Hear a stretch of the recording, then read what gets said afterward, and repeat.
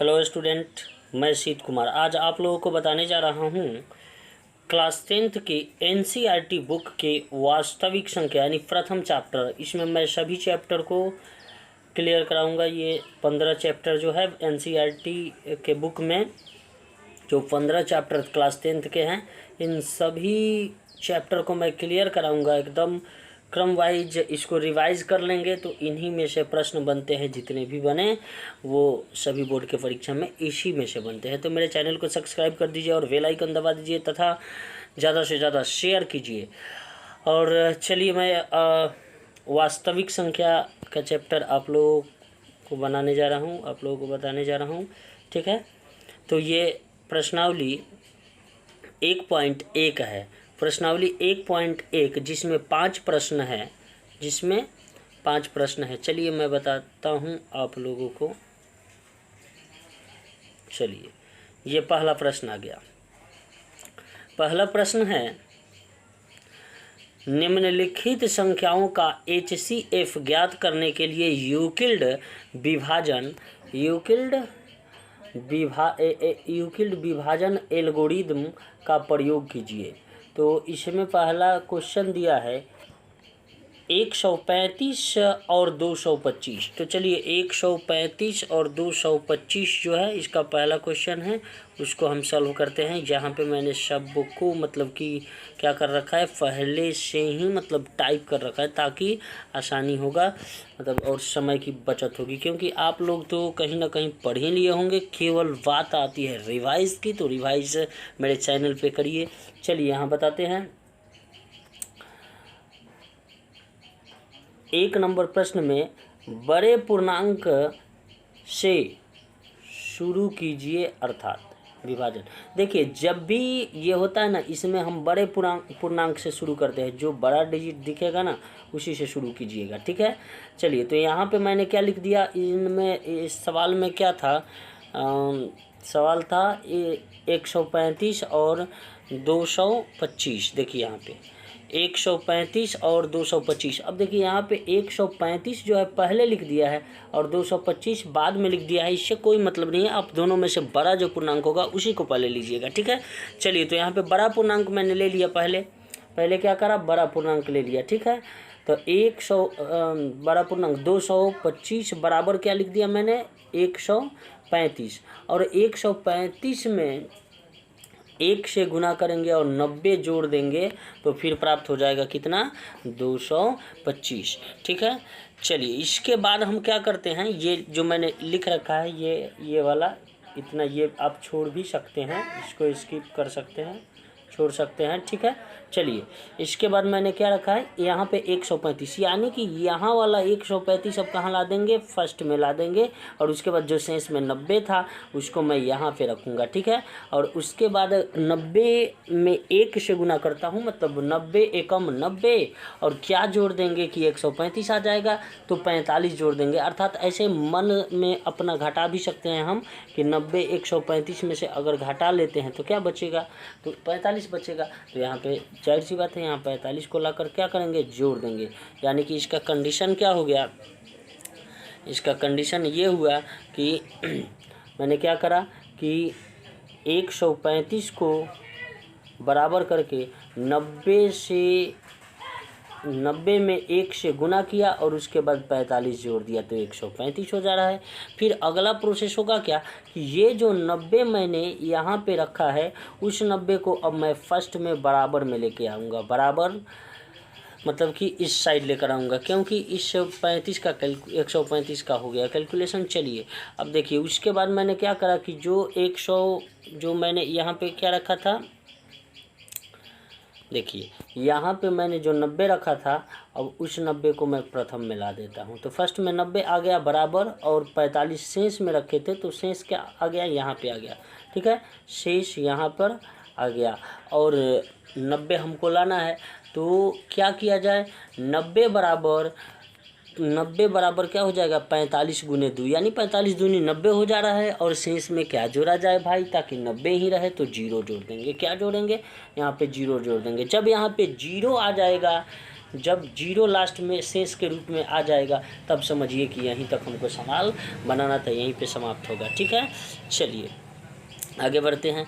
अब इसको HCF के रूप में क्या लिखा जाएगा कि इसका फाइनल HCF क्या होता है, तो यहाँ पे लिखोगे कि HCF बराबर 135 कोमा 225, 135 कोमा 225। इसका मतलब क्या है कि 135 और 225 का जो HCF बना वह क्या हो गया, 45 हो गया। वह क्या हुआ, 45। ऐसे देखिए जनरली यहाँ पे हम HCF मानेंगे किसको, तो जिसके शेष में जीरो आ जाए उसके इस जो 45 वाला जो भी यहाँ पे होगा उसको हम क्या मान लेते हैं, मौसा मान लेते हैं।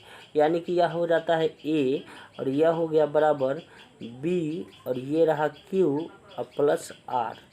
यानी कि यहाँ का B जो होगा वह क्या हो जाएगा, हमेशा 45 होगा, यानी कि मौसा हो जाएगा। तो 45 जो दिया है यही क्या हो जाएगा, मौसा हो जाएगा।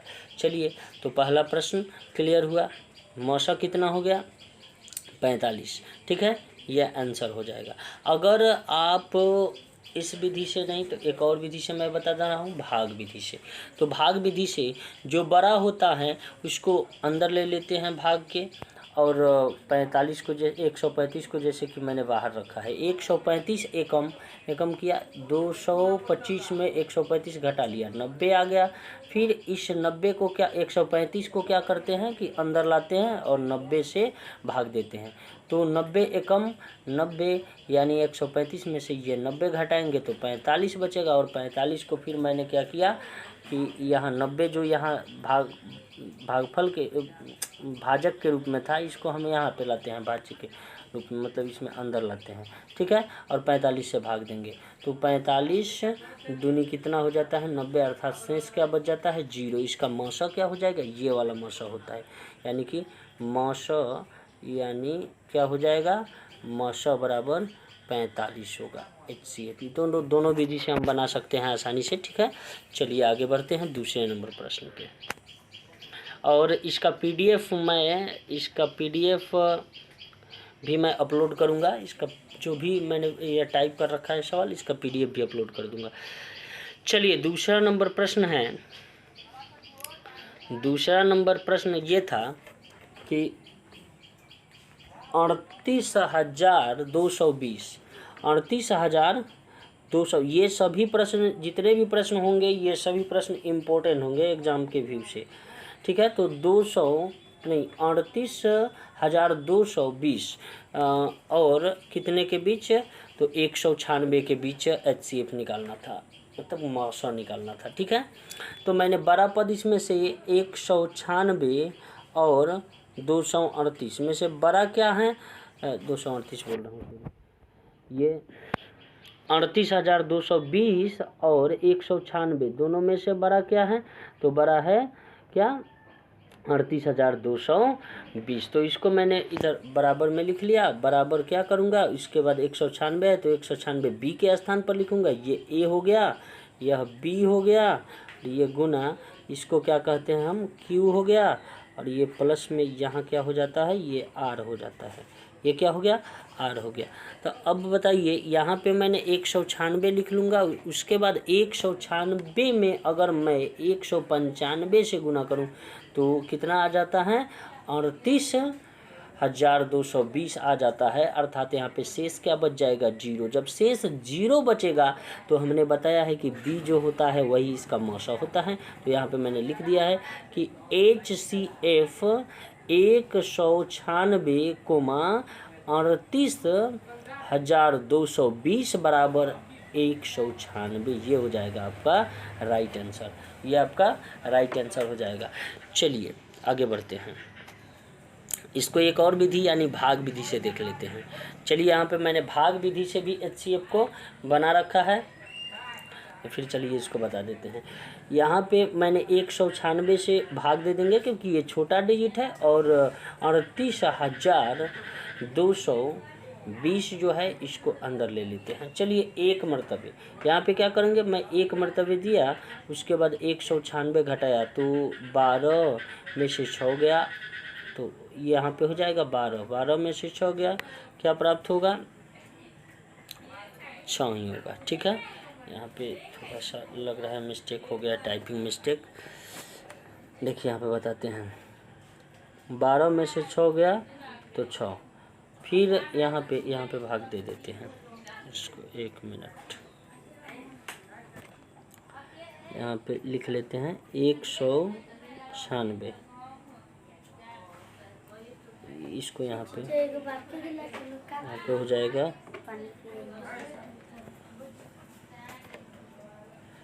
यहाँ हो जाएगा, ये 12 है, एक हार्सिल लेंगे तो 12 में से 6 जाएगा तो क्या हो जाएगा?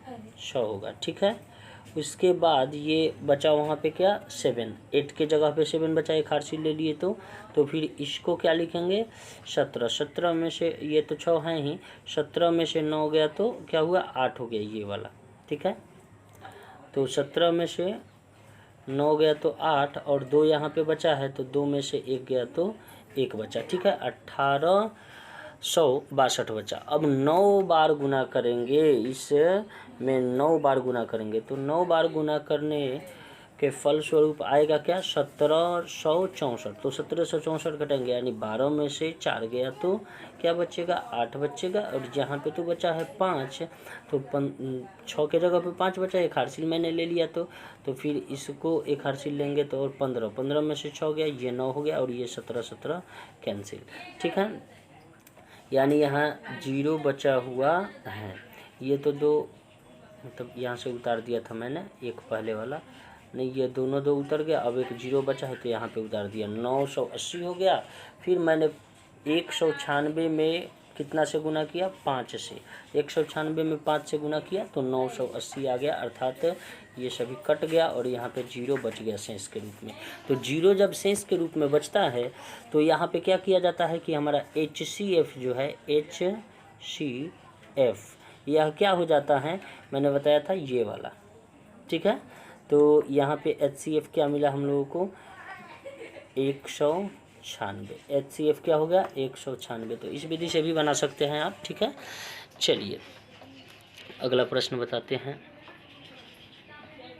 तीसरा नंबर प्रश्न। तीसरा नंबर प्रश्न है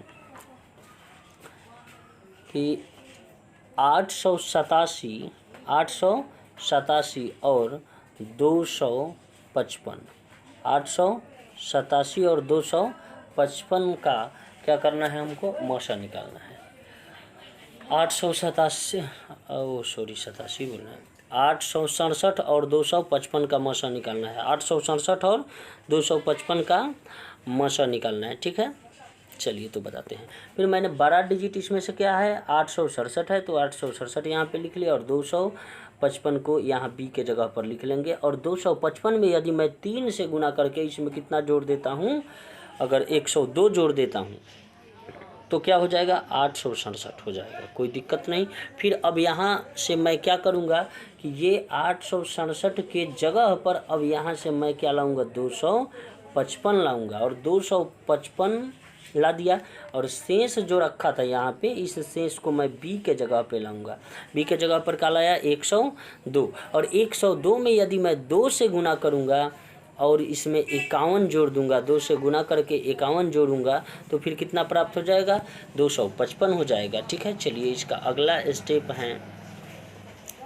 अगले स्टेप में क्या करेंगे? यहाँ पे जो 255 के जगह पर अब मुझे क्या लाना है? 102 लाना है, और जो शेष था 51 उसको मुझे कहाँ लाना है? 102 के जगह पर, यानी बी के जगह पर। और जब 51 में मैं 2 से गुना करूँगा तो 51 दूनी कितना हो जाता है? 102, प्लस इसमें शेष क्या आ जाता है? 0 आ जाता है। जब शेष 0 हो जाएगा तो हमको पता लगा कि अब मौसा क्या मिल जाता है? यहाँ हमको HCF क्या मिल जाता है? ये 51। ठीक है, बी वाला जो होता है ना, वही इसका क्या हो जाता है? HCF हो जाता है। तो HCF मैंने क्या लिख दिया कि 867 और 255 का जो मौसा हो गया, HCF हो गया, वह क्या हो गया? 51 हो गया। ठीक है, चलिए इसको भाग विधि से भी बता देते हैं। ठीक है, और ये मैंने जितना ये सब लिख रखा है ना, ये समझने के लिए लिख रखा है, इसको आप नहीं लिखिएगा तो भी चलेगा, ठीक है। तो चलिए अब भाग विधि से बता देते हैं। यहाँ पे ये देखिए, यह है भाग विधि। तो यहाँ मुझे क्या करना था, 867 और 255 का मौसा निकालना था।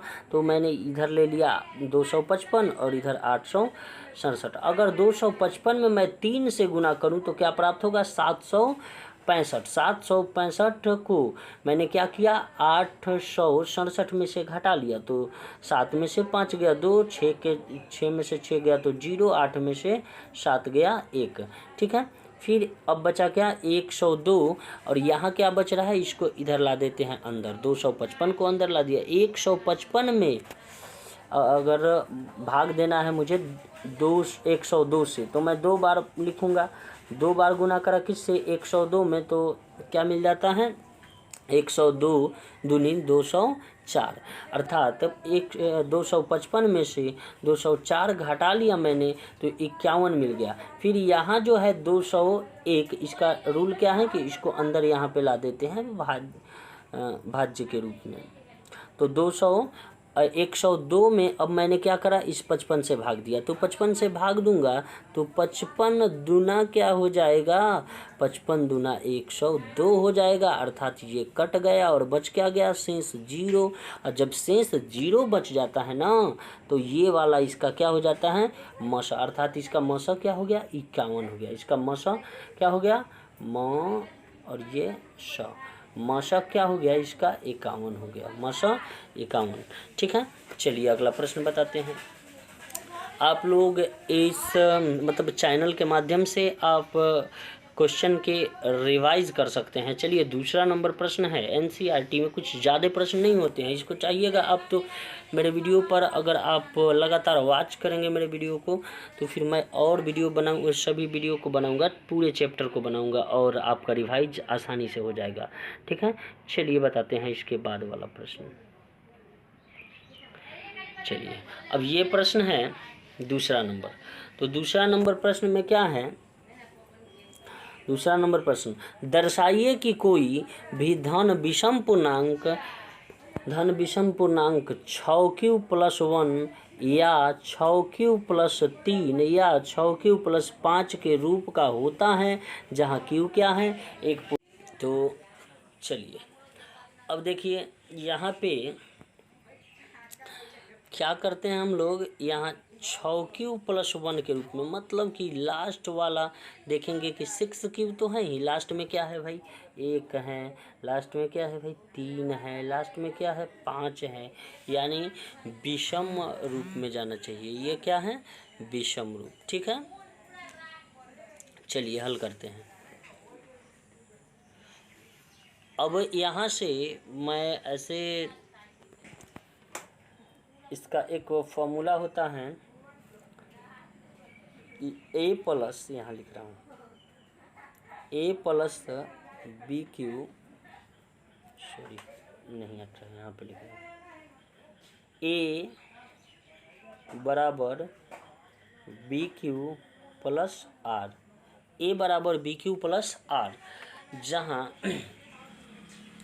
b कितने पद हैं, b बराबर 6, b बराबर क्या हो गया, 6, क्योंकि BQ यहाँ पे मैं बताया था अभी कि ये है b, ये वाला, तो BQ जो दिया है, तो b तो इसमें जो होता है ना, a बराबर फॉर्मूला क्या होता है, BQ + R, जिसमें यहाँ पे b और q में q तो दे दिया है और b का वैल्यू कितना दिया है, 6 दिया है, b का वैल्यू क्या दिया है, 6 दिया है, तो b का वैल्यू इसलिए हम क्या मानेंगे, 6 ही मानेंगे। देखिए यहाँ पे मैंने लिख दिया कि b का वैल्यू क्या हो गया, 6 हो गया, ठीक है, b का वैल्यू 6 मान लिया।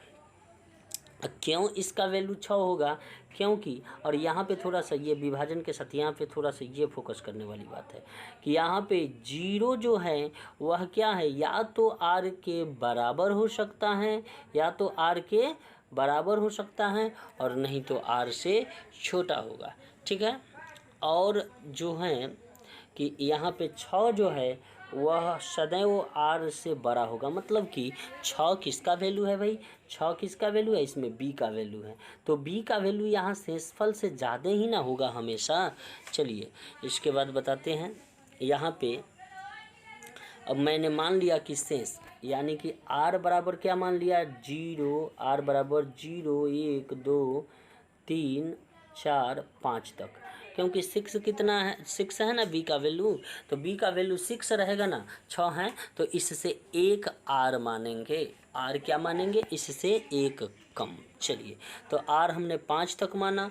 उसके बाद यहाँ पे अब बताते हैं कि ए बराबर क्या किया, ए बराबर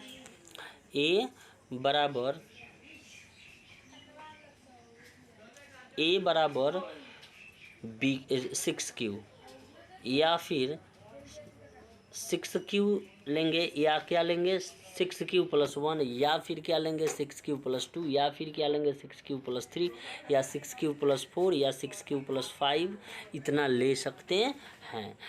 जहाँ Q क्या होना चाहिए, Q क्या है, भागफल है, Q क्या है, भागफल है, किंतु A एक विषम पूर्णांक है, A क्या है, एक विषम पूर्णांक है। तो अब चलिए इसलिए हम कहेंगे कि 6Q + 2, 6Q + 4, ठीक है, नहीं ले सकते हैं। क्यों नहीं ले सकते हैं, क्योंकि यहाँ तो हमको केवल प्रश्न के अनुसार क्या लेना था, इसके लास्ट में विषम पद लेना था, तो सम पद तो ले ही नहीं सकते हैं, ठीक है। और 6 तक, जब 6 तक मानेंगे तो इसमें क्या क्या छोड़ देंगे, जिसके अंत में सम पद आएगा, ये 2 आ गया, ये 4 आ गया, तो इन सभी को छोड़ देंगे। चलिए तो इसलिए हमको क्या लेना है, यहाँ पे लेना है धन विषम पूर्णांक लेना है, यानी 6Q + 1, 6Q + 3, 6Q + 5, ठीक है, यही लेना है। तो इसमें से 3 धन विषम पूर्णांक आ रहे हैं, तो 3 धन विषम पूर्णांक को ले लिया मैं 6 तक जब जाता हूँ तो, ठीक है। तो ये लिया, तो इसमें A बराबर क्या आ गया, BQ + 1, फिर A बराबर BQ + 1, ठीक है। और इस स्थिति में हमको हमेशा क्या मिल रहा है, हमेशा क्या मिल रहा है कि 6Q + 1, 6Q + 2, 6Q + 3, 6Q + 4 और 6Q + 5 के में से यह कंडीशन किस रूप का है भाई, तो किस रूप का है, 6Q + 1, 6Q + 3 और 6Q + 5 के रूप में है, ठीक है। तो इसी प्रकार यहाँ तक ही हम छोड़ सकते हैं कि इस रूप का है, यहाँ पे लिख सकते हैं, अगर वर्ग न करना हो तो यहाँ पे लिख देंगे इस रूप का है, और यहीं पे इसका क्या हो गया, आंसर हो गया। चलिए अगला प्रश्न बताते हैं, तीसरा नंबर। चलिए तीसरा नंबर प्रश्न है, किसी परेड में 616 सदस्यों वाली एक सेना की टुकड़ी को 32 सदस्यों वाले आर्मी बैंड के पीछे मार्च करना है। दोनों समूह को समान संख्या वाले स्तंभ में मार्च करना है। उन स्तंभों की अधिकतम संख्या क्या होगी जिसमें वे मार्च कर सकते हैं, मतलब कि स्तंभ की संख्या ज्ञात करना है जिसमें वे मार्च कर सकते हैं, और दोनों स्तंभों में समान संख्या ही होनी चाहिए, ठीक है। तो इसके लिए क्या करना होगा, इसके लिए थोड़ा सा हम इसका HCF निकाल लेंगे। क्या निकाल लेंगे, HCF। तो मैंने बताया था HCF का पहले भी रूल कि जो 12 डिजिट होगा उसको हम ले लेते हैं पहले, यानी 616 और कितना 32 का क्या निकालना है, HCF निकालना है। तो मैंने 616 पहले ले लिया, A के जगह पे, यहाँ A हो गया, और ये क्या हो गया, B हो गया, ये वाला Q हो गया 19, और प्लस में R हो गया क्या, 8, ठीक है। तो चलिए यहाँ पे मुझे क्या पता है हम लोगों को केवल 616 और 32, तो पहले 616 ले लेंगे और बराबर 32 लिख देंगे। अब गुना करके देखेंगे कि निकटतम मान कितना आता है, क्या किससे गुना करें और क्या जोड़ दें कि कितना हो जाएगा, 616 प्राप्त हो जाएगा। तो यहाँ पे मैंने 616 लिखा है और 32 यहाँ पे है, तो अगर मतलब अलग से मैं गुना करूँ तो 616 में अगर 32 से मैं क्या कर देता हूँ, यहाँ भाग कर देता हूँ, तो ये 19 निकल के आएगा, ये 19, और शेष में क्या आ जाएगा, 8 आएगा। देख लीजिएगा आप लोग भी। यहाँ मैंने क्या करा कि 616 जो है ना 616, इसमें क्या कर दिया, अगर इस 32 से भाग दे दिया इधर, तो 32 से भाग देंगे तो क्या आएगा, भागफल इसका हो जाएगा 19, लेकिन शेष में क्या बचेगा, 8 बचेगा। शेष में क्या बचेगा, 8। तो फिर अब मैंने क्या किया कि इसी 19 को क्या करेंगे कि 32 में गुना कर देंगे और शेष में क्या जोड़ देंगे, 8 जोड़ देंगे।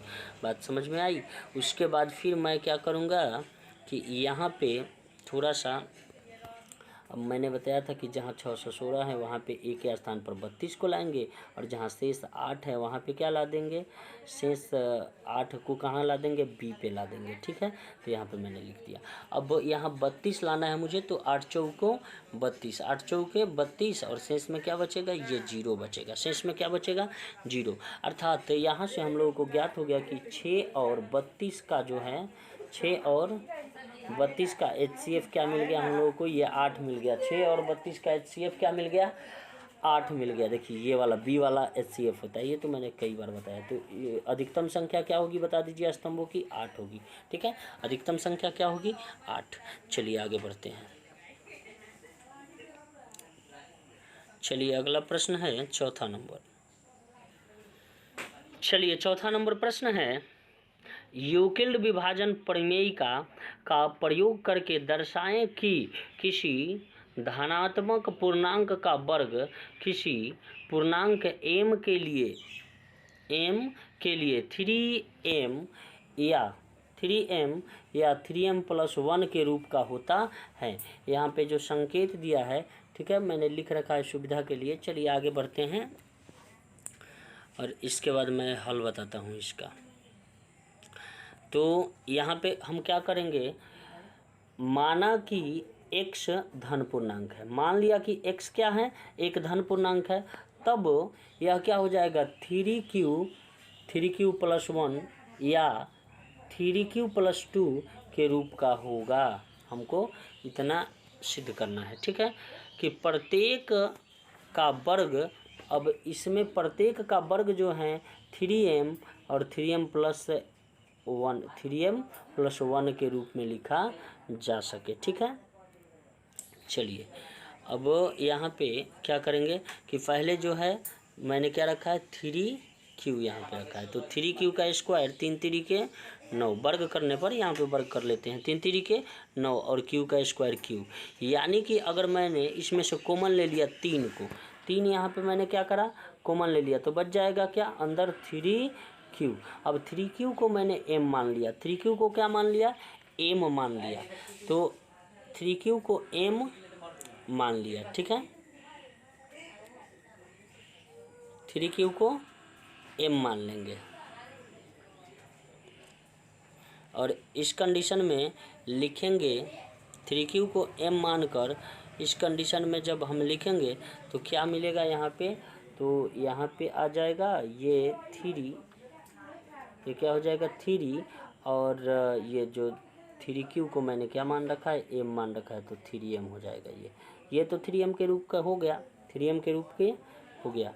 चलिए और आगे क्या है, अब 3m+1 लेते हैं। तो यहाँ पे 3m+1 ले लिया, इसका मैंने स्क्वायर किया, तो स्क्वायर हो जाएगा क्या, ये 3 3 के 9, 3 3 के 9 q का स्क्वायर q। ठीक है, और यहाँ पे उसके बाद क्या लिखा हुआ है कि 61 और प्लस में 1, यहाँ थोड़ा सा मिसप्रिंटिंग हो गई है, यहाँ पे होल स्क्वायर के रूप में बनाएंगे। हम कैसे बनाएंगे, होल स्क्वायर के रूप में। तो यहाँ पे मैंने क्या किया मित्रों कि यहाँ ये जो है 3q का स्क्वायर करेंगे तो क्या हो जाएगा, 3 3 के ये 9 हो गया। ठीक है, यहाँ पे इसके बाद मान लीजिए कि 3 3 के 9 और q का स्क्वायर क्या हो जाएगा, q प्लस होल स्क्वायर के रूप से 2 गुने पहला क्या होता है इसमें का 3q, तो यहाँ पे मैं लिख लूँगा 3q। ठीक है, 3q और प्लस 1 का गुने 1, तो 1 ही लिखोगे, प्लस 1 का स्क्वायर। ठीक है, यानी कि क्या आ जाएगा, ये 9q। ठीक है, और प्लस ये 3 दूनी क्या हो जाएगा 6q। ठीक है, और +1। तो यहाँ पे क्या है 6, ये रहा Q, ठीक है, ये Q है। चलिए, तो यहाँ पे है 6Q, 6Q + 1। अब इसमें से मैं क्या करूँगा कि 3 को कॉमन लूँगा, तो 3 को कॉमन लूँगा तो इसमें बचेगा क्या, 3 को जब कॉमन लेंगे तो फिर बच जाएगा यहाँ पे, फिर लिख देते हैं Q। 3 को कॉमन लिया मैंने तो यहाँ बच जाएगा अंदर 3Q, और फिर 3 को कॉमन लिया तो यहाँ पे तो 3 जब 6 में से कॉमन लेंगे तो 2, और Q है तो Q लिख देंगे, +1 है तो 1 लिख देंगे, ठीक है। अब मैंने क्या किया, ओवरऑल इसको यानी कि 3Q + 2Q, 3Q + 2Q को मैं क्या मान लूँगा, m मान लूँगा, और +1 तो वैसे ही रहने देंगे, ठीक है। यानी कि अगर यहाँ पे इसको मैंने m मान लिया तो 3Q + 3Q² + 2 के जगह पर m मान लिया, तो इतने के जगह पर मैंने क्या रख दिया, यहाँ पे m रख दिया, और +1 तो ये अलग है तो यहाँ पे +1 लिख दिया मैंने, ठीक है। तो इस प्रकार हमें क्या प्राप्त हुआ यहाँ पे, तो यहाँ पे प्राप्त हो गया 3Q 3m + 1 के रूप का प्राप्त हुआ। लेकिन देखते हैं यहाँ जब अगर 2 मान लेते हैं तो फिर क्या होता है। चलिए, तो 2 मानेंगे तो देखते हैं। चलिए, यहाँ पे अब मैंने रखा ये 3Q + 2 का होल स्क्वायर, तो 3 3 क्या हो जाएगा, 9 हो जाएगा, और स्क्वायर का Q का स्क्वायर होगा जाएगा वैसे ही, प्लस है यहाँ पे, और 2 गुने क्या लिखोगे 3Q, और गुने फिर क्या हो जाएगा, दूसरे नंबर स्थान पे है होल स्क्वायर के कंडीशन से 2 है तो 2 लिख देंगे, यानी कि 3 दूना 6, 6 दूनी 12, तो यहाँ पे 12, और Q जो है जो Q, तो Q लिख देंगे, और फिर इस 2 का स्क्वायर यानी कि 2 दूनी के क्या हो जाएगा, 4 हो जाएगा। चलिए, अब इसमें से मैंने कॉमन लिया 3 कॉमन लूँगा तो क्या बचेगा यहाँ पे, 3 3 9, यानी कि 3Q² प्लस यहाँ 4 3 12 यानी कि 4Q बचेगा, और यहाँ 4 में से तो कॉमन ही नहीं लिया जा सकता है ना, तो 4 को फिर इधर ही छोड़ना पड़ेगा, यहाँ पे थोड़ा सा इसको हटाएंगे यहाँ तक ही। तो इतना जब कॉमन लिया, और मैं इसको यहाँ पे क्या मान लूँ, इस टोटल को मैं क्या मान ले रहा हूँ, इतना को m मान ले रहा हूँ, ये नहीं, ये सॉरी ये नहीं है, 3Q + 4 को m मान लूँगा, तो 3Q + m के बदले यहाँ पे क्या लिख देंगे, 3 का 3 ये 3Q + m है, एक मिनट, ये वाला 3Q + m जो है इसके बदले मैंने क्या मान लिया था, देखिए ये वाला गलत है, इसको थोड़ा आप इग्नोर करिए, ठीक है। यहाँ 3Q + 3Q² + 4Q, और ये एक नहीं रहेगा यहाँ पे, ठीक है। तो इतना के बदले मैंने क्या मान लिया, m मान लिया, तो यहाँ पे 3 का 3, और इतने के बदले जो m माने हैं उसको यहाँ पे रख देंगे, प्लस में यहाँ 4 होगा, एक लिखा गया है ये मिस प्रिंटिंग से, तो प्लस में यहाँ 4 होगा, तो प्लस में फिर यहाँ 4 लिख देंगे। लेकिन बोला था क्या कि भाई अंत में केवल क्या होना चाहिए, 1 होना चाहिए और 3 होना चाहिए, लेकिन ऐसा कुछ नहीं है, यहाँ पे क्या आ गया, 4 आ गया अंत में, ठीक है, अर्थात ये उसमें लाई नहीं करेगा। तो लिखेंगे कि इसके बाद थोड़ा सा लिख देंगे हम कि इसके मतलब कि किस रूप का होता है, तो इसका वर्ग करने पर 3m या 3m + 1 के रूप का होगा, 3m + 4 के रूप का नहीं, ठीक है। बस इतना ही है, और चलिए अब आगे बढ़ते हैं। अगला प्रश्न है 5वां नंबर प्रश्न।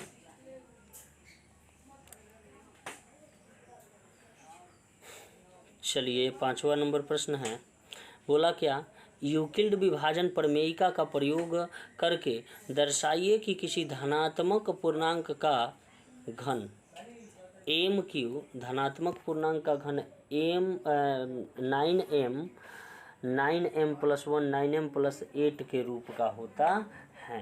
तो धनात्मक पूर्णांक का क्या देखना है हमको, घन देखना है, यानी कि इसका क्या करना है, क्यूब करना है, क्यूब।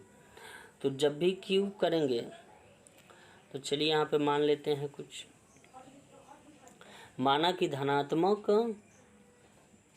कि धन पूर्णांक क्या हो गया भाई, x हो गया, x मान लिया धन पूर्णांक को मैंने। अब उसके बाद यह पूर्णांक किसके, 3m 3m+1 3m+2 के रूप का होता है, ये कहेंगे। और यहाँ पे हमको सिद्ध क्या करना है कि 9q+1 9q+8 के रूप में लिखा जा सकता है। ठीक है, चलिए। तो फिर मैंने पहले का क्या कर दिया, यहाँ पे क्यूब करना है, यहाँ स्क्वायर लिखा गया है, सॉरी यहाँ क्यूब लिखूँगे। तो यहाँ क्यूब लिखना है। तो मैंने क्या किया, 3 3 के 9 9 3 27 हो गया और m क्यूब। चलिए यहाँ पे अगर मैं क्या कॉमन ले लेता हूँ, 9 कॉमन लेता हूँ, तो फिर 3m क्यूब बच जाता है। और 3m क्यूब को मैंने क्या मान लिया, क्यू मान लिया। तो इसलिए 3m क्यूब के स्थान पे मैं क्यू रखूँगा तो क्या प्राप्त हो जाएगा, 9 क्यूब के रूप का है कि नहीं, इसके रूप का आ गया। ठीक है, चलिए थोड़ा सा आगे बढ़ते हैं इसमें। अब +1 को रख के अब मैंने क्या लिखा कि 3m+1 the whole cube. 3m+1 the whole cube करेंगे तो यहाँ पे होल क्यूब का फॉर्मूला बनाएंगे कि पहले वाले का क्यूब और फिर प्लस क्या 3 इंटू ए का क्या करेंगे स्क्वायर इंटू, अब बीच में ए का है तो इसको लिख देंगे प्लस, फिर 3 और इंटू क्या करेंगे, पहले ए होता है ना, जो ए का यहाँ पे 3 इंटू ए इंटू दूसरे वाले का यानी कि 1 का स्क्वायर प्लस लास्ट जो है बी का क्यूब यहाँ पे करना होता है। ठीक है, चलिए। तो अब ये 3 3 के 9 9 3 27 m क्यूब। ठीक है, 27 m क्यूब हो गया, ये 27 m क्यूब। फिर यहाँ पे गुना करेंगे, 3 3 के ये स्क्वायर करेंगे तो 3 3 के 9 और 9 3 27 हो गया, और ये m स्क्वायर का m स्क्वायर। ठीक है, 1 से गुना करेंगे तो कोई उसमें मान में चेंज नहीं होगा। ठीक है, ये 3 3 के 9 m का m यानी 9m लिख देंगे। ठीक है, और प्लस 1 से गुना करेंगे तो कोई वैल्यू नहीं बदलेगा, 1 यहाँ पे ऐड कर लेंगे फिर। ठीक है, चलिए इन सब में से मैंने क्या कॉमन ले लिया, 9, इसमें से भी 9 कॉमन होगा, इसमें से भी 1 को छोड़कर। ठीक है, तो अब क्या करेंगे कि सब में से 9 कॉमन लेंगे। तो यहाँ से मानिए कि मैंने इसमें से 9 कॉमन ले लिया, तो यहाँ क्या बच गया, 9 3 27 यानी 3m क्यूब, प्लस इसमें से किया 9 कॉमन तो क्या 3m स्क्वायर बचा। फिर इसमें से 9 कॉमन लिया मैंने तो केवल m बचेगा, m बचेगा केवल, और इसको ब्रैकेट में बंद करेंगे, प्लस क्या करेंगे 1। अब क्या होगा कि इसको मैंने क्या मान लिया, m मान लिया, इसको मैं क्या मान लेता हूँ यहाँ पे m मान लेता हूँ, या फिर a मान लेता हूँ, या फिर q मान लेता हूँ। मानिए कि मैंने इसको q मान लिया, तो यहाँ पे इतने के जगह पे मैंने क्या रख दिया, q रख दिया। ठीक है, और ये +1 जो था इस +1 को लिख दिया, यानी कि +1 के रूप का है। ठीक है, चलिए इसी में अब आगे बताते हैं। अब 2 पे बताते हैं कि 8 के रूप का आ रहा है कि नहीं। चलिए नेक्स्ट। अब यहाँ पे 3m+2 का होल क्यूब किया मैंने, तो 3m+2 का होल क्यूब किया तो यहाँ पहले a का क्यूब कर देंगे, प्लस क्या कर देंगे 3 इंटू, अभी जैसे बनाए थे 3 इंटू a का स्क्वायर, और गुने क्या हो जाता है, यहाँ पे गुना होगा, गुने b। ठीक है, लिख दिया मैंने। फिर प्लस जो हो जाता है, प्लस क्या हो जाएगा 3 इंटू 2, मतलब पहले वाला जो है उसको ऐसे ही रख देंगे, पहले क्या रखेंगे यहाँ पे 2 जो लिखा है ना, यहाँ 3 होगा। ठीक है, तो यहाँ 3m और उसके बाद दूसरे का स्क्वायर यानी कि इसका स्क्वायर कर देंगे। ठीक है, प्लस क्या करेंगे दूसरे का स्क्वायर यानी ये दूसरे का क्यूब, तो यहाँ क्यूब लिखेंगे इसका। 1 मिनट,